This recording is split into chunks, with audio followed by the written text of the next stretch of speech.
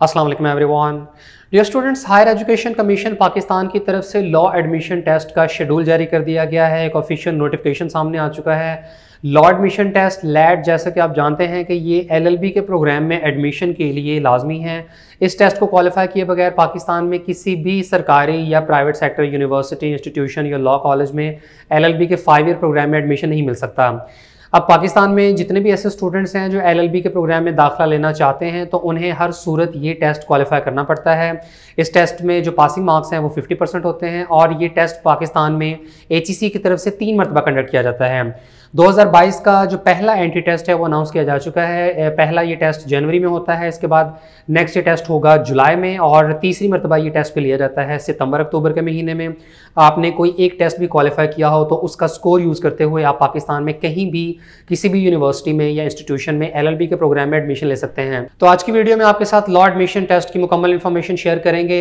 इससे अगर बैकग्राउंड आपके साथ शेयर की जाए तो पाकिस्तान में आमतौर पर पहले एलएलबी जो है ये 3 साल का होता था और ग्रेजुएशन करने के बाद यानी कम से कम 14 ईयर्स की एजुकेशन कंप्लीट करने के बाद कैंडिडेट जो है वो 3 ईयर एलएलबी के प्रोग्राम में दाखिला ले लिया करते थे। फिर इसमें ये होता था कि बहुत ज़्यादा कॉलेजेस की तरफ से ये प्रोग्राम ऑफर होता था, मॉर्निंग में भी होता था, इवनिंग में भी। फिर 2018 में सुप्रीम कोर्ट में एक बाकायदा केस चला और इसके रूल्स एंड रेगुलेशन सेट किए गए। सुप्रीम कोर्ट के ऑर्डर के मुताबिक एलएलबी का जो 3 ईयर प्रोग्राम है ये मुकम्मल तौर पर ख़त्म कर दिया गया और एलएलबी 5 ईयर प्रोग्राम मुतारफ़ करवाया गया। और एलएलबी का जो 5 साला प्रोग्राम है इसमें कैंडिडेट्स इंटरमीडिएट के फ़ौरन बाद एडमिशन ले सकते हैं। एलएलबी 5 ईयर प्रोग्राम करने के साथ साथ इसमें एक पेशरफ ये भी की गई कि इवनिंग प्रोग्राम जो है वो ख़त्म कर दिया गया। यानी पाकिस्तान में कोई भी यूनिवर्सिटी या इंस्टीट्यूशन या जो लॉ कॉलेज है वो इवनिंग में एलएलबी का प्रोग्राम ऑफर नहीं कर सकता, मॉर्निंग में ही करेगा। इसके नतीजे में फिर हुआ ये कि जो यूनिवर्सिटीज़ इवनिंग में ये प्रोग्राम ऑफर करती थी तो उन्होंने मॉर्निंग में ही फिर बैच 2 ऑफर करना स्टार्ट कर दिया। जैसे पंजाब यूनिवर्सिटी मॉर्निंग और इवनिंग दोनों में एलएलबी का प्रोग्राम ऑफर करते थे, लेकिन इन्होंने इस साल मॉर्निंग में बैच 1 और बैच 2 के हिसाब से दाखिले किए हैं। तो हायर एजुकेशन कमीशन की तरफ से लॉ एडमिशन टेस्ट के हवाले से नोटिफिकेशन जारी हो चुका है और ऑनलाइन रजिस्ट्रेशन स्टार्ट की जा चुकी है। लॉ एडमिशन टेस्ट में ऐसे तमाम कैंडिडेट्स अप्लाई कर सकते हैं जिन्होंने एचएसएससी यानी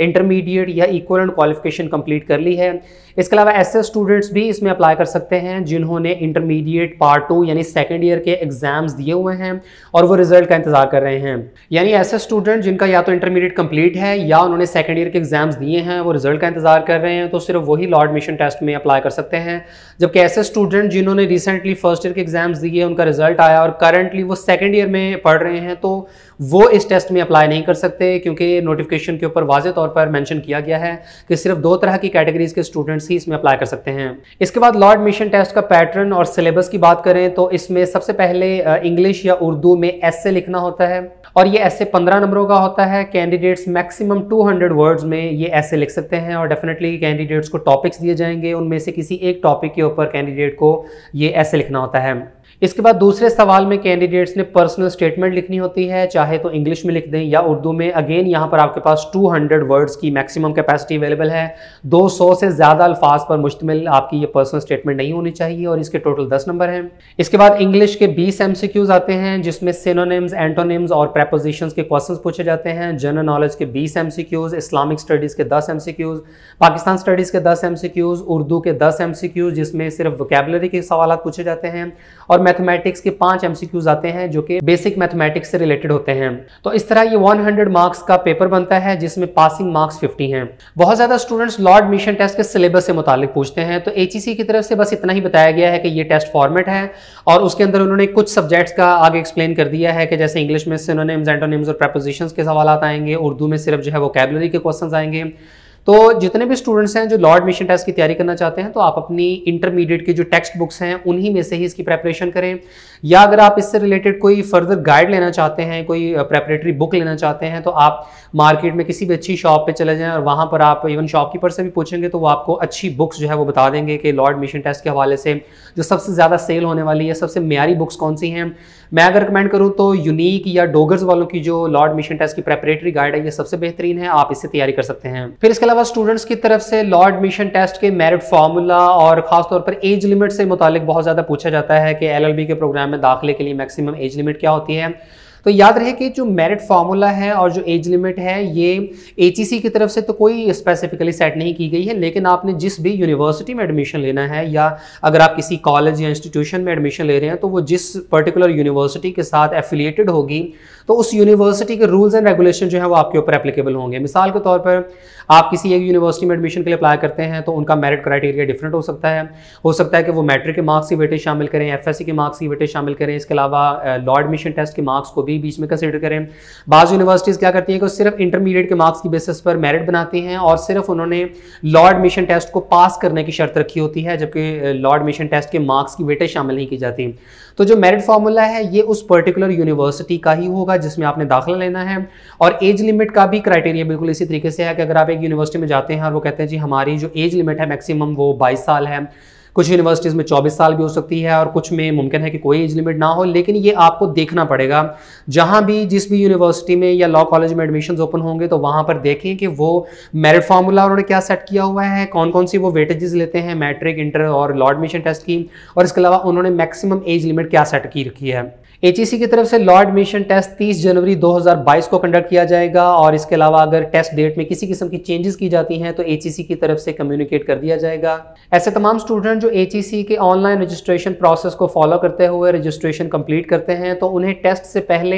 एचईसी की वेबसाइट etc.hec.gov.pk से या उनके अपने रजिस्टर्ड ईमेल एड्रेस के थ्रू रोल नंबर स्लिप फ्राहम कर दी जाएगी। इसके अलावा रजिस्टर्ड कैंडिडेट्स को टेस्ट की डेट, टाइम और वेन्यू से मुताल्लिक ईमेल और एसएमएस के जरिए भी इन्फॉर्म कर दिया जाएगा। इसलिए कैंडिडेट्स को अपना ऑनलाइन एप्लीकेशन फॉर्म फिल करते हुए वैलिड ईमेल और मोबाइल नंबर प्रोवाइड करना होगा ताकि एचईसी के थ्रू तमाम जरूरी इंफॉर्मेशन आपके मोबाइल नंबर या ईमेल आईडी के थ्रू मिल सके। और टेस्ट के रोज कैंडिडेट्स को टेस्ट सेंटर में दाखिल होने के लिए रोल नंबर स्लिप का प्रिंट आउट और ओरिजिनल CNIC लाना होगा। एचईसी की तरफ से लॉ एडमिशन टेस्ट का सेंटर पाकिस्तान के मुख्तलिफ शहरों में बनता है और अप्लाई करते हुए कैंडिडेट्स तमाम अवेलेबल एग्जामिनेशन सेंटर्स में से कोई भी सिटी मुंतखब कर सकते हैं, लेकिन ख्याल रहे कि एक मरतबा टेस्ट सेंटर सिलेक्ट होने के बाद ये चेंज नहीं किया जा सकता। ऑनलाइन रजिस्ट्रेशन के लिए कैंडिडेट्स etc.hec.gov.pk पर जाकर रजिस्ट्रेशन करें। ऑनलाइन अप्लाई करते हुए किसी किस्म की मुश्किल पेश आने पर onlinehelp.hec.gov.pk पर रब्ता करें या आप किसी भी एचईसी सेक्रेटेरिएट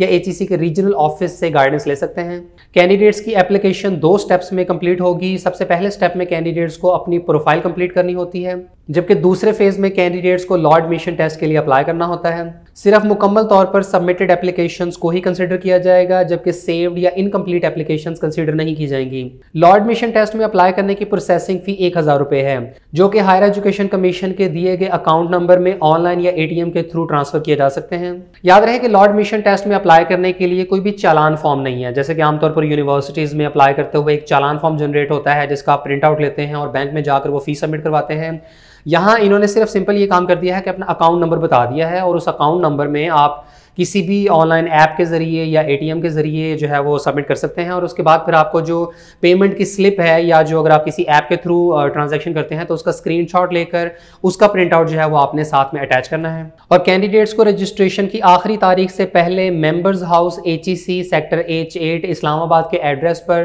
फी डिपॉजिट स्लिप, ATM या ऑनलाइन ट्रांसफ़र की जो स्लिप है ये सेंड करनी होगी और अपनी डिपॉजिट स्लिप की बैक साइड के ऊपर अपना CNIC नंबर लाजमी मेंशन करें। टेस्ट की फ़ी नॉन रिफंडेबल और नॉन ट्रांसफरेबल है और HEC की तरफ से कंडक्ट होने वाले लॉ एडमिशन टेस्ट में ऑनलाइन रजिस्ट्रेशन की आखिरी तारीख 17 जनवरी है। ऐसे कैंडिडेट जो लॉ एडमिशन टेस्ट दे देते हैं और उसके बाद फिर जब उनका रिजल्ट आ जाता है तो अगर तो इनके मार्क्स 50 या इससे ज़्यादा हैं तो डेफिनेटली फिर इनका ये टेस्ट पास है। और फिर आपने क्या करना है कि लॉ एडमिशन टेस्ट का जो ये रिजल्ट कार्ड होगा ये आप अपने पास सेव रखें, इसका आप प्रिंट आउट ले लें और फिर दोबारा जब आपने किसी भी यूनिवर्सिटी में एडमिशन के लिए अप्लाई करना होगा तो आपको इसका जो रिजल्ट कार्ड है उसकी फोटोकॉपी साथ में अटैच करनी होगी। आप ये मत समझिएगा कि लॉ एडमिशन टेस्ट में आप अपीयर हो गए, आपका टेस्ट क्वालिफाई हो गया तो ऑटोमेटिकली आपका यूनिवर्सिटीज़ में भी अप्लाई हो गया है या आप यूनिवर्सिटीज़ की तरफ से आपको कॉल्स आएंगी कि आप जो है वो एडमिशन ले लें, तो ऐसा नहीं है। ये सिर्फ एक टेस्ट है और टेस्ट जब आप दे देंगे इसका स्कोर कार्ड आप अपने पास सेव रखिएगा। देन जिस भी यूनिवर्सिटी में आपने दाखिला लेना हुआ तो वहाँ पर आपको अलग से एडमिशन के लिए अप्लाई करना होगा